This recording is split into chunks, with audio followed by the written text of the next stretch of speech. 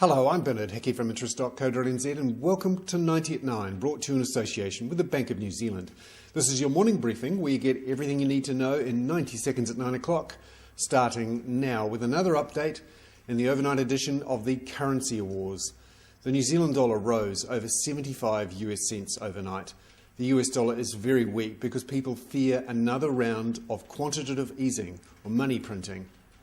The US Federal Reserve Chicago president said overnight that the US needed much more stimulus. This was read that the Fed would continue to print money. Gold hit a record $1,351 an ounce because when investors worry about the value of the US dollar, they jump into gold.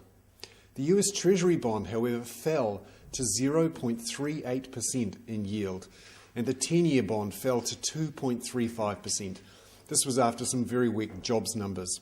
The big job numbers are coming out on Friday, and everyone will be watching those. There's also talk that the Bank of England may join the Federal Reserve in extra money printing. This is all increasing tensions ahead of an IMF meeting this weekend, tensions about global currency wars. It didn't help that the IMF has also warned about these currency wars and has cut its forecasts for global growth.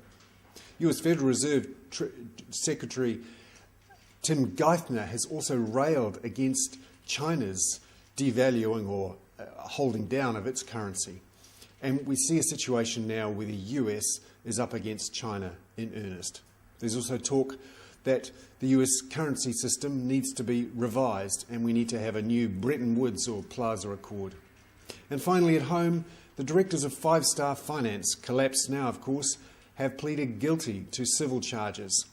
They still face significant criminal charges which would give them up to 7 years in jail.